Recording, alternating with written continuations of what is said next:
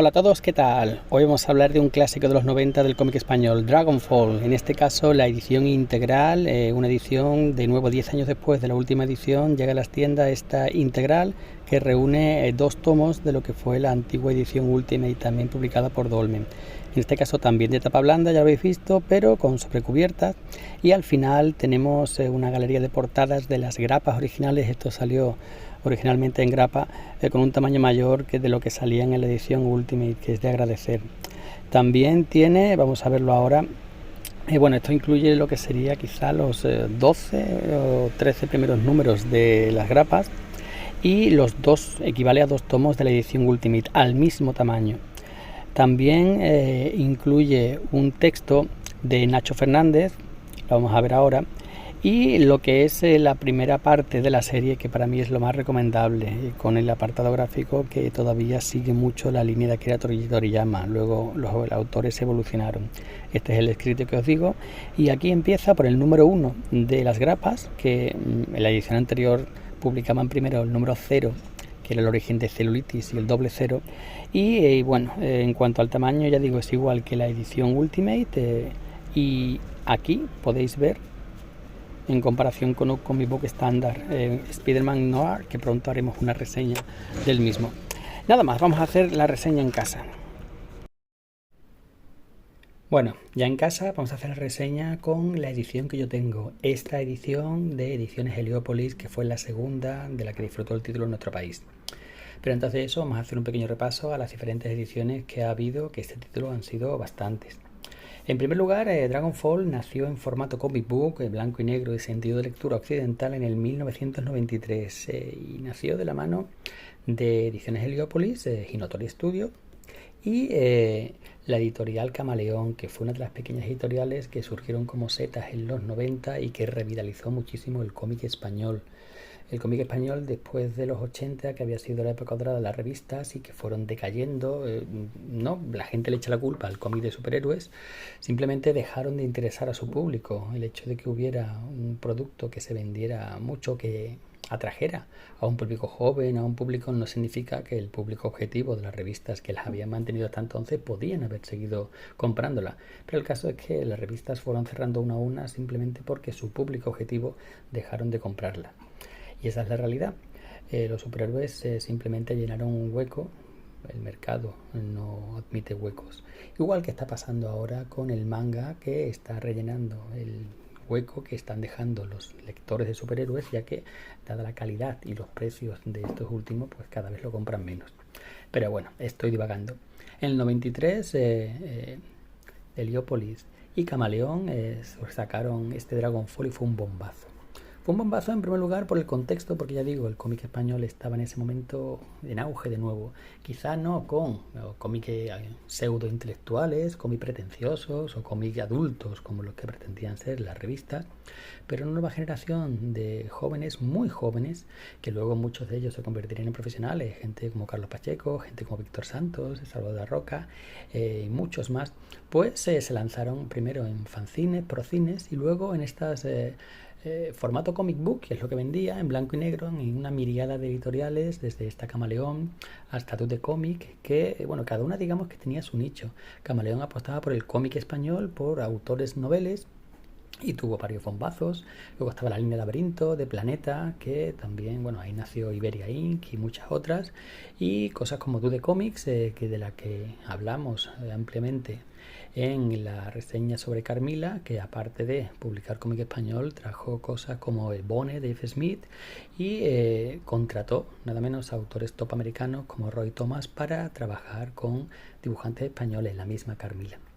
Pero bueno, también tuvo éxito, aparte porque el contexto era apropiado, por el título, por la temática. Dragon Ball en aquel momento era una locura.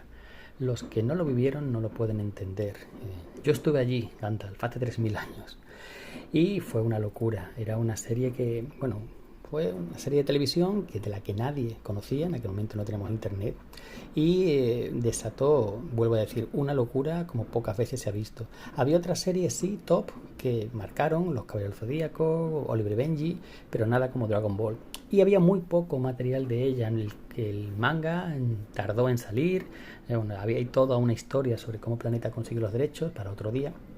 Y se vendían fotocopias de los dibujos de la serie, había revistas sobre televisión que incluían pósters y tal y se vendían como churros, así que una parodia de la serie Top pues tenía todos los números para triunfar y lo hizo. 50 números nada menos y 4 ediciones en nuestro mercado, ahí es nada. Después del 93 saltamos al 2001, donde Heliópolis ya publica este recopilatorio. Fueron 10 tomos de formato reducido, incluso, mira, fijaos, más pequeño que un manga estándar, pero que reunían la serie completa en 10 tomos y que además tenía algunos extras, como al final David Ramírez, uno de los mejores autores de humor que ha dado el cómic español las últimas décadas, pues hacía su pequeña contribución a la serie. Eso sí, perdíamos las portadas de las grapas, que eran muy divertidas, estaban muy chulas muchas de ellas. De ahí saltamos al 2014, en el que Dolmen, a rebufo de la Ultimate Edition, me equivoco aquí, a rebufo de la Ultimate Edition de Dragon Ball, pues saca la Dragon Ball Ultimate Edition, en este caso 8 tomos, en formato un tomo de tapa blanda, el mismo tamaño que el integral que habéis visto antes, y que ya tenía las portadas incluidas al final, pero en formato reducido, etc. Y ahora tenemos esta, 10 años después de la Ultimate, tenemos la edición integral, que básicamente, como os he dicho, son unir 2 tomos de la Ultimate, incluyendo eso sí las portadas en color al final, y algún texto y extras, bocetos y tal. Así que, como veis, hay bastantes ediciones en el mercado de este título. Y bueno, ¿por qué? ¿Es tan bueno? ¿Merece tanto la pena? Pues vamos a verlo. Como he dicho, Dragonfall es una parodia de Dragon Ball. Es una parodia que nació en el momento exacto y que triunfó no solo por eso, sino porque los autores Nacho Fernández y Álvaro López dieron con la tecla. Siguiendo básicamente, aunque con algunos cambios, el argumento original de Dragon Ball, es decir, Goku llega a la Tierra para conquistarla, para eso nos enteramos luego en la serie, y después de un accidente, bueno, es encontrado por este anciano, después de un accidente pierde la memoria y se convierte, bueno, en el nieto de este hombre que lo cuida hasta que muere y él vive salvajado, sin tener contacto con la civilización, bla, bla. Pues aquí lo mismo, pero aquí con mucha influencia de Ibáñez en los gags, con mucho humor slapstick, pues mucha exageración, y siguiendo inicialmente un trazo, una línea totalmente influenciada por Toriyama, eso cambiaría luego, pues creó una parodia muy divertida en su momento, leída mes a mes. Esto era una de las cosas que tú ibas a comprar tus grapas mensuales, porque en aquel momento lo que se vendiera en grapas salían muy pocos tomos, muy caros, así que la grapa era el formato de todo el mundo. Hablo de la mayoría de lectores, que eran los de superhéroes, y te llevabas tu grapita de Dragonfall, que no costaba muy cara y que te reías, estaba simpática.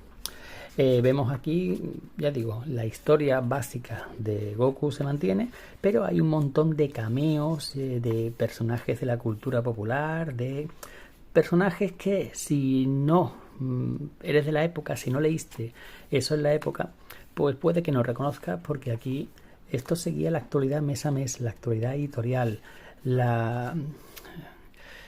muchos mangas que se publicaron en el momento y que no han vuelto a ser publicados o que están siendo publicados ahora porque la nostalgia tira, pero que en su momento todo el mundo conocía. Si tú eres alguien que no leyó esto en su momento o no eres un conocedor profundo de los mangas de aquella época, de los animes y tal, pues probablemente no pilles las referencias. Otras sí, por ejemplo aquí hay una de Optimus Prime, de los Transformers. Esta es otra referencia de la época, en fin. Y el caso es que era muy divertido. Era también un humor muy irreverente, y que no sé si si alguien se va a sentir, si no han tocado, si no han cambiado algunos diálogos, algunas situaciones, pues ya sabéis, algún inquisidor de Twitter pondrá el grito en el cielo. Por ejemplo, esto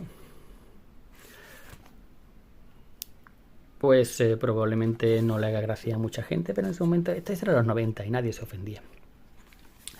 Y la serie, bueno, ya digo, la primera parte es la búsqueda de las bolas, sigue más o menos la línea del anime, buscando primero las bolas, conoces al maestro Mutenroy, conoces a Yamcha, pero hay pequeñas diferencias, las bolas son como bolas de billar, hay más bolas que las originales de la serie, aparece por ahí antes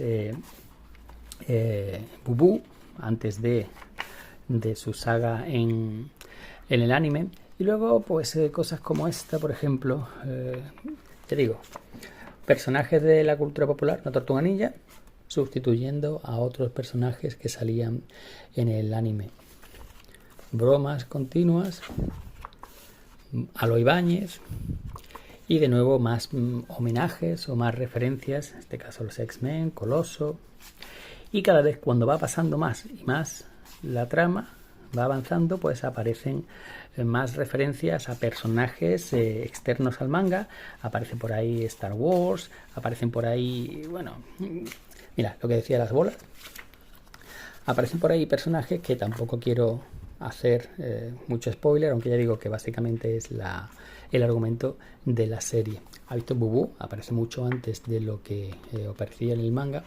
Aquí, estas cosas, este humor que en su momento era gracioso, tengo que decir lo que en su momento yo esto me encantaba, me desternillaba, leído, que lo he vuelto a releer para hacer la reseña, pues tampoco tanto. No sé si es que no ha envejecido bien, no sé si es que yo ya no tengo el mismo gusto que tenía hace 30 años, o que, como suele pasar, un chiste que te lo cuentan 2 veces no te hace la misma gracia que la primera.